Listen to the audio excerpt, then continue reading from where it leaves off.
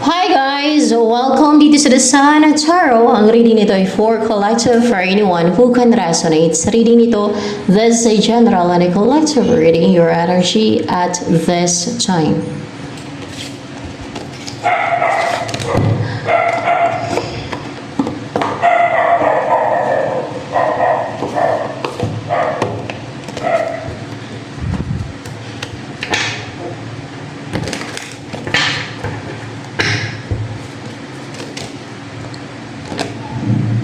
Ace of Swords, victorious and triumphant, logical and clear yung mind mo. Pagka ganito, sharp, clear, logical and intellectual ka. And walang makapag-block sa path mo sa mga umpisahan mo. Para bang you will always be victorious or triumphant. Na hindi ka nila mahadlangan, hindi ka nila mapigilan sa maipursu mo, sa goal mo, sa mission mo in life, no? Lalo kung mission mo ay galing sa God, ayan. Suportahan ka ng langit pag galing sa langit yung mission mo. So ano pa, or kung destiny mo man, no, kung pagdating sa destiny mo, walang makakahadlang, walang makakapigil, no? Walang makaka-block sa path mo, sa destiny mo. So ano pa ang energy mo ngayon? Queen of Wands in reverse. Para bang kulang ka sa tiwala sa sarili mo nga lang, sa fire, yung sa pagiging fiery, goal-driven, parang kulang pa sa believe sa sarili mo, or nakaramdam ka ng insecurities, or else ay kulang pa sa passion and strong desire to achieve something or to have something, ganon, na mag-reach out, or kaya ay yung mag-offer ng cup of love, or yung maging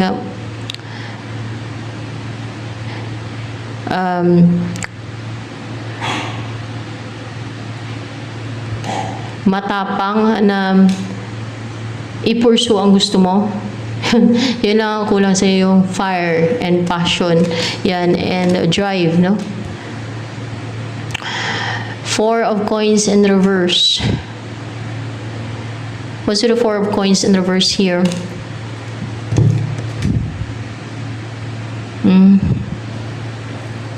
Merong tumalikod sa'yo. Merong na-keep mo and then lumayo sa'yo.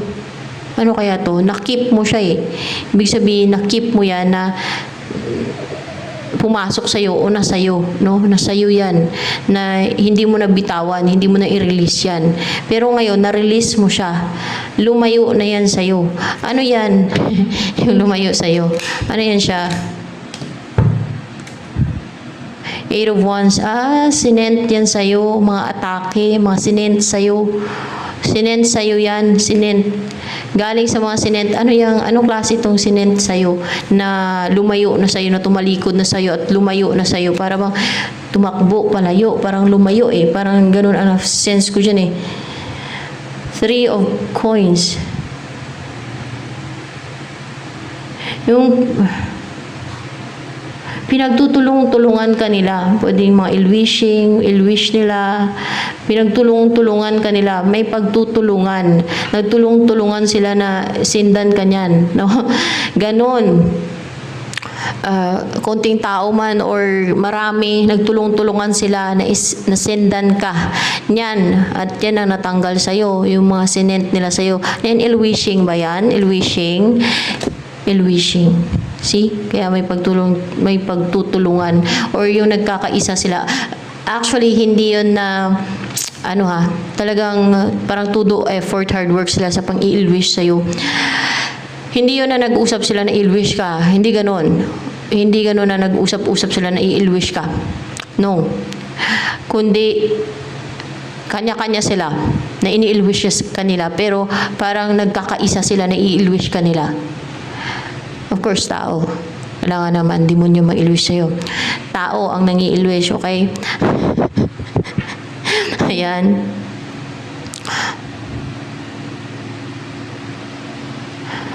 The sun. See? Mga ilwishing nila.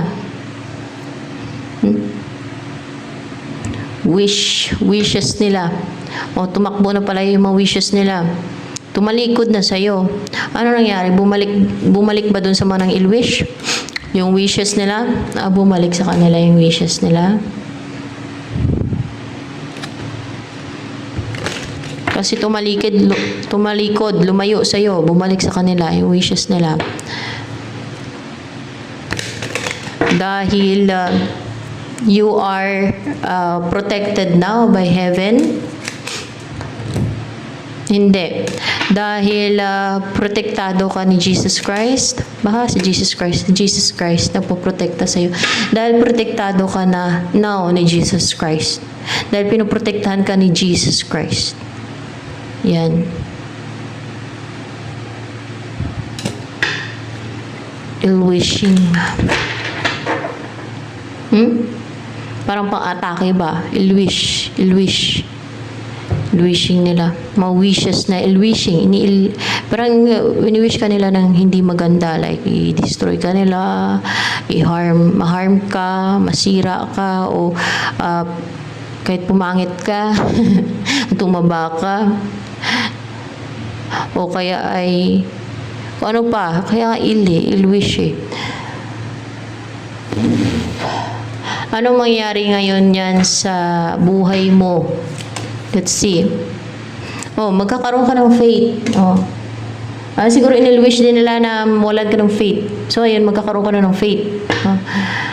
Babalik ang iyong faith or magkaroon ka ng faith dahil natanggal na sa'yo, lumayo na sa'yo may inil-wish nila, bumalik sa kanila.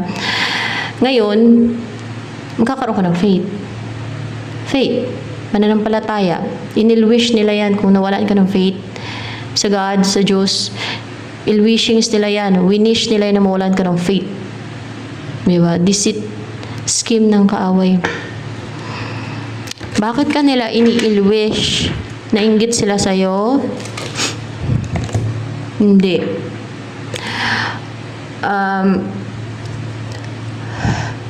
Anong dahilan? Bakit ka nila ini-ill-wish? Nahihirapan sila? Nagdurusa? Dahil saan? Sa karma nila? Dahil sa karma nila. May ginawa sila sa'yo. Nakinarma sila. Kaya ini-ill-wish ka pa nila. No, kinarma na nga, ini-ill-wish ka pa, hindi nagbago.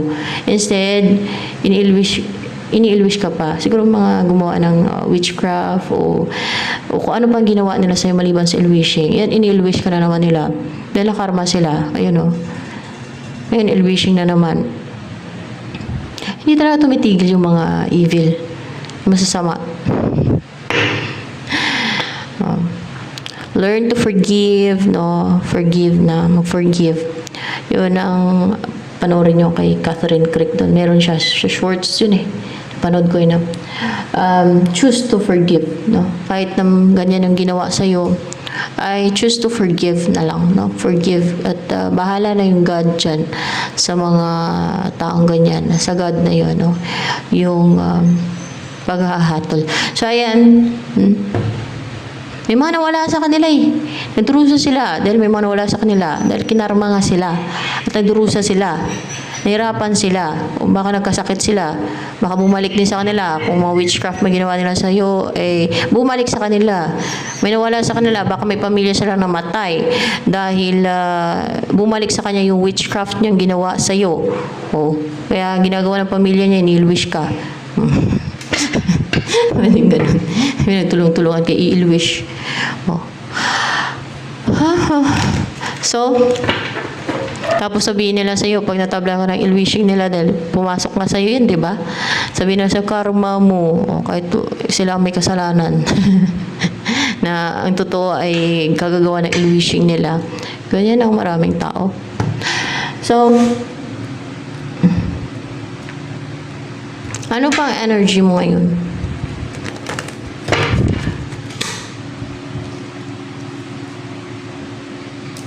Wait lang. Okay. And we'll leave you alone. We'll be the strongest that I ever knew.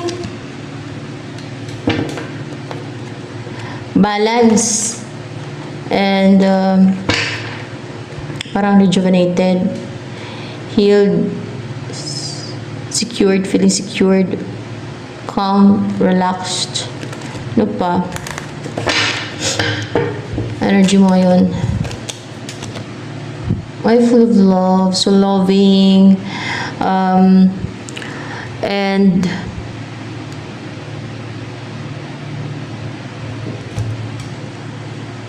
may mga nag-transform sa'yo. Oh, kasi ang daming butterfly.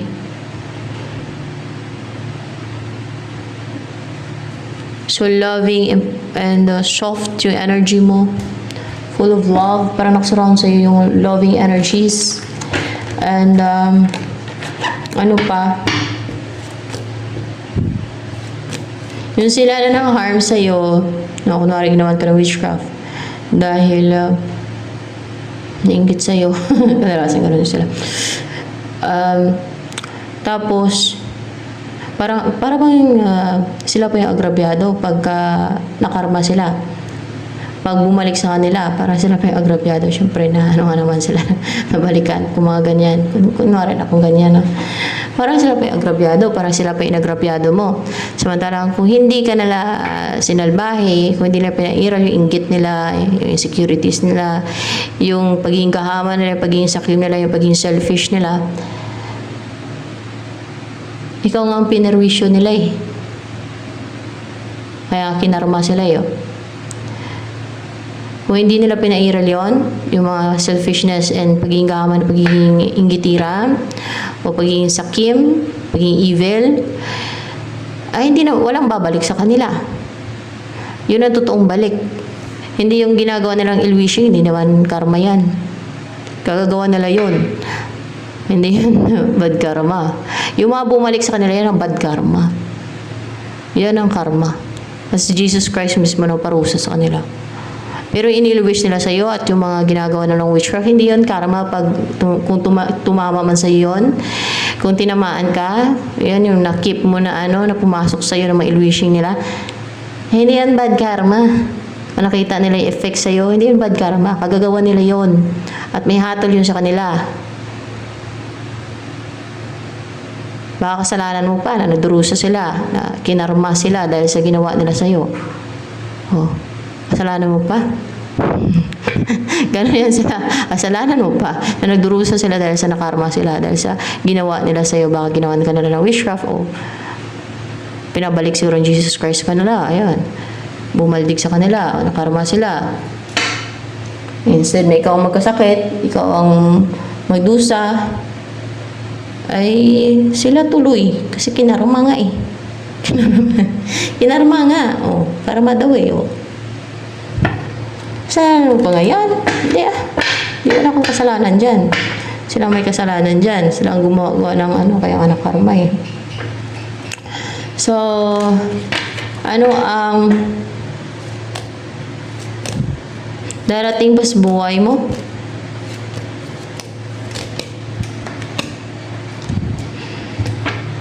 A new beginning na may growth. Or may magta-take na action sa'yo. Parang may bulkan dito. Parang biglang pumutok yung bulkan mo. Parang ganun, no? Lumabas. Matagal lang hindi pumutok. Biglang pumutok. Parang ganun. Biglang kikilos, biglang mag-take na action. Parang ganun ba? What's with the Ace of Wands here? It's a person na mag-take na action, na emotional, in love sa'yo, na deeply in love sa'yo. May understanding sa'yo.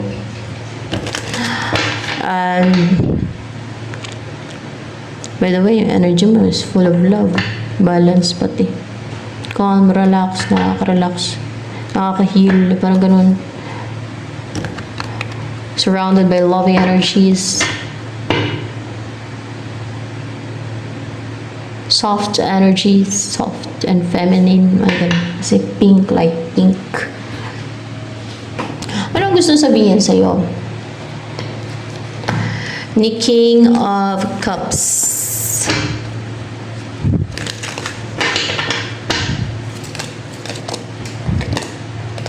I am becoming a better person.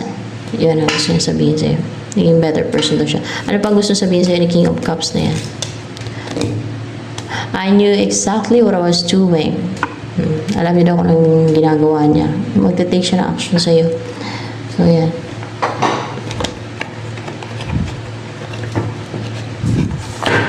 Wow, be the strongest that I ever knew. And I will be the one who needs a love strong enough. So where I will carry your ship for us. No matter how bad the storm, will be the strongest that I ever knew. And we'll leave you alone. And we'll leave you alone.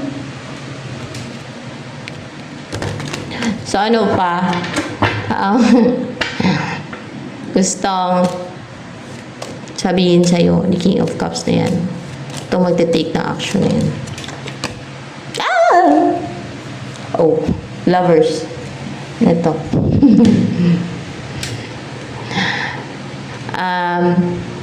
Mahal ka niya. In love siya sa'yo. Ikaw yung choice niya. Ikaw gusto niya makaromansa. Ikaw yung gusto niya makasama sa buhay ko. Yung so yun yung feel yung chemistry. Meron kang chemistry talaga. At divinely guided yung inyong connection. Or meron kayong deep soul connection. Talagang it's so intense. Intense yung naramdaman niya sa'yo. Intense heat. Intense heat. Let's see. Intense heat. Intense love din ba naramdaman niya sa'yo? Yeah. Hindi lang love. Intense heat, intense love, intense passion, intense desire. Marami.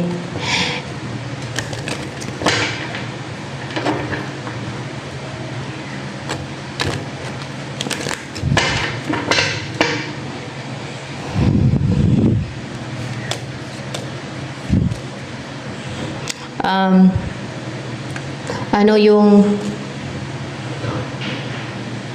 wish para sa'yo ni King of Cups yung magte-take na action yan sa'yo? Palace of Swords, yung maglagay ka ng boundary, protection sa bahay mo, palace no? Yung maglagay ka ng boundary na hindi makapasok yung mga mga sinesend sa'yo at yung mga may masamang balak, yung mga wag kang maging ka strict sa bahay mo na wag ka basta-basta magtitiwala, papasok o sa buhay mo din, papasok ng mga tao yung magtiwala sa mga tao basta-basta. O kung merong mga sinesend sa'yo ay maglagay ka ng protection sa bahay mo, yung protected ka yung bahay mo, yun. Swords. Ano pa?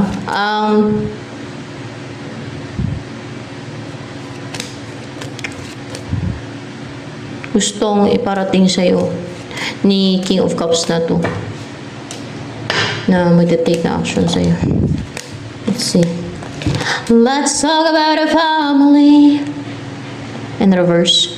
Minalaman siya na scheme o tago. Minalaman to si person mo.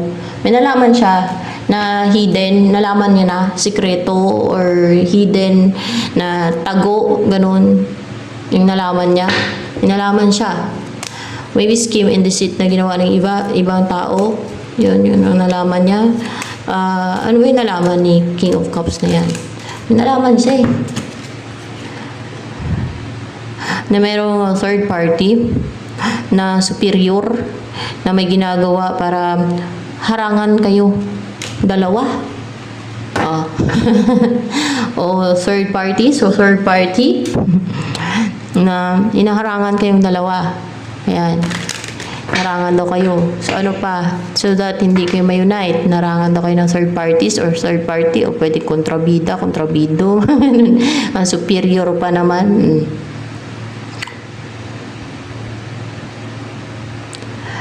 God is good all the time, and your love will stay forever. God is good all the time, and your love will stay forever. Ano, gusto sabihin pa sa'yo ni King of Cups na yan. Oops. Parang upright ba to? Parang upright siya eh. Na ano kasi tumalsik. Bahala no. Nasaktan daw siya nung nireject mo siya. O kung may ginawa kang pag-reject or kung kahit na hindi mo tinanggap yung message niya o kung binlock mo or else ay hindi mo nireplyan or hindi mo sinagot yung call niya, saktan daw talaga siya, na deeply hurt siya. May pagre-reject dito na nasaktan talaga siya. So, ganun nangyari. Maring na-reject mo, kung ano, sa anong paraan man, na-reject mo. O kung meron siya inalok sa'yo, in-offer, na-reject mo. Yan, nasaktan daw talaga siya, na deeply hurt siya. Kaya minsan, ingat nga naman sa mga sinasabi kasi yung iba sensitive talaga, no? Ganun. Yung iba kasi may mga epekto ng palipad hangin yan, o kaya baka may kulam, kaya yung utak nila, ganun yun eh. Di ba? Pagka naapektuhan kayo ng mga ganyan. Ay kung ano yung pinagsasabi. Or else ay baka naapektuhan ka ng palipad hangin o witchcraft na ginawa ng iba sa'yo. Kaya na-reject mo siya, yung person na to, may ginawa sa'yo na para i-reject mo yung sinent niya sa'yo, yung sinent yung message sa'yo, na, or else ay yung alok niya sa'yo, or else yung message niya, baka di ka nag-reply sa message. O tinawagan ka niya, tapos na-reject mo, nasaktan daw talaga siya, na deeply hurt siya. Yan.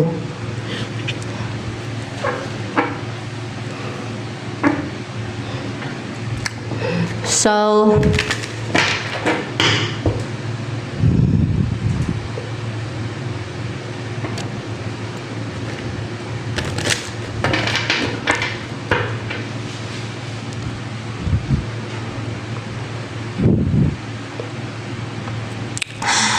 ano pa ang darating sa'yo? Si Emperor in reverse. Yan. Kaya pala. Nakakulong siya o kinulong siya ng devil. Nasa cage. Parang kinage siya ng devil. In a bandage. Shoo.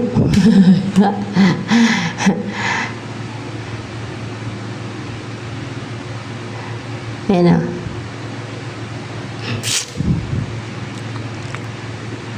I was dreaming of bigger season.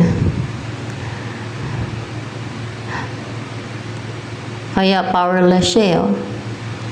May kumukontrol sa kanya. Hindi siya strong. Hindi siya stable. Hindi powerful yung personality niya. May kumukontrol sa kanya. May nag-take over.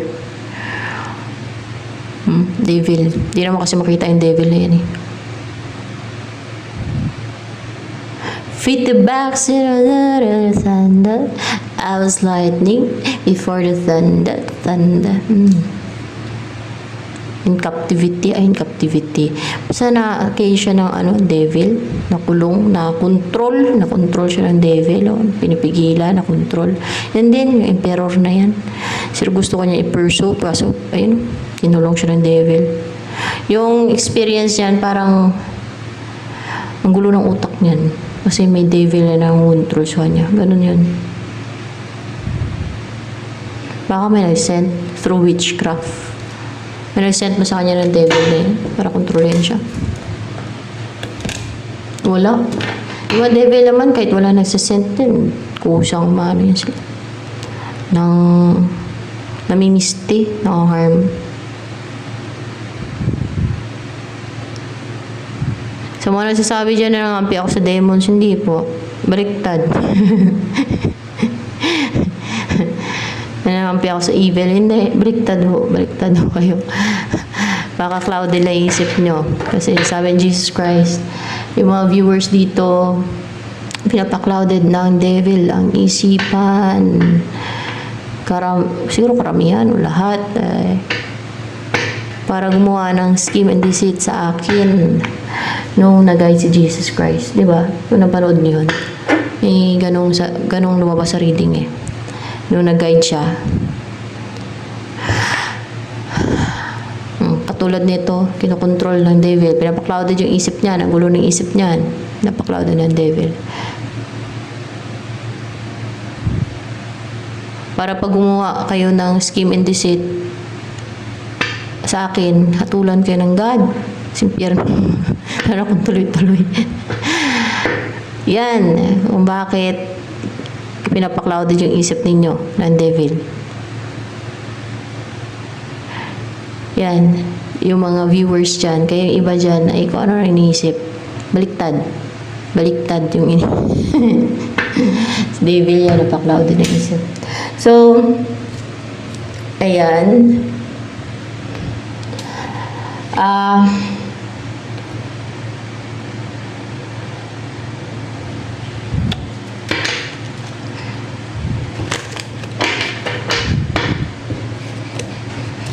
Ako sige na atake ng mga spell, wishing. Ito like, minsan ay, ay nako. Grabe talaga. Kasi pinaklouded, no, ng devil yung isip nila. Niwala din sila. So, ano pa? Niwala sila sa devil. Ano pa ang gusto sabihin? Sa'yo,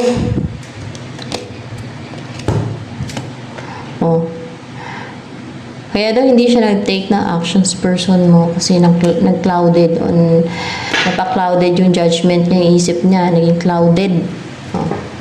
Tulad nitong isang to. Baka si Emperor to nagsabi ng ganyan. Kadalasan yung kinukontrol ng devil, yung isip ng tao. Isip yan. No? Yung mga demon yun ay isip ng tao ang kinukontrol ng mayan. Pabindita ka. Kung tingin mo may devil sa buhay, pabindita ka.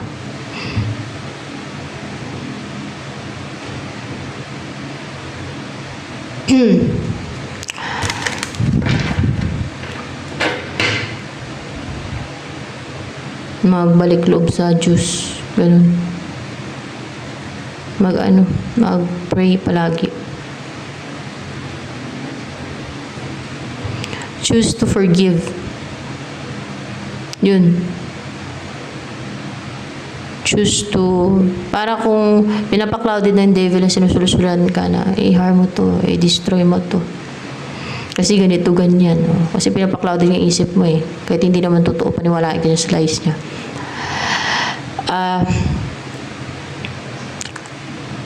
If you choose to forgive, sabihin mo sa isa, choose to forgive. Na yun ang pinipili mo, to forgive. Susulan ka na yun, susulan na magagawa ka ng kaibilan eh. Ng scheme and deceit sa ibang tao.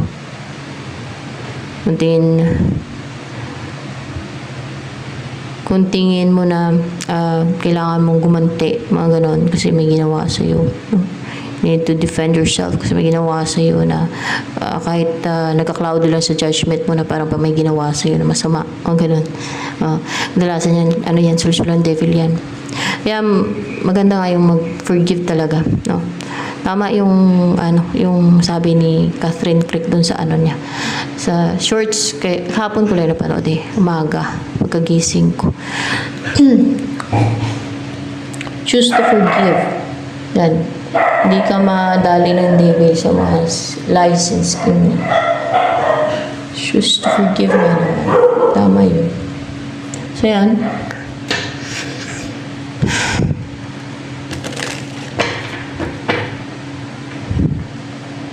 So yan. Ano pa? Next.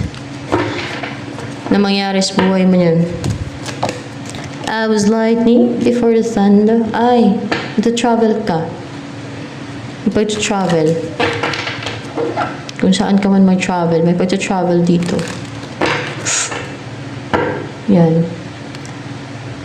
So, marami ba ang attracted sa'yo? Yeah? Yes. Parang nahirapan sila, bigat-bigatan, dala-dala nila. Dahil attracted sila sa'yo, pero hindi pwede. Pero hindi pwede. Natakot sila. Oo, natakot to. Para ba... yan, natakot sila. Kasi, lalo kung ayaw mo sa kanila. Sure.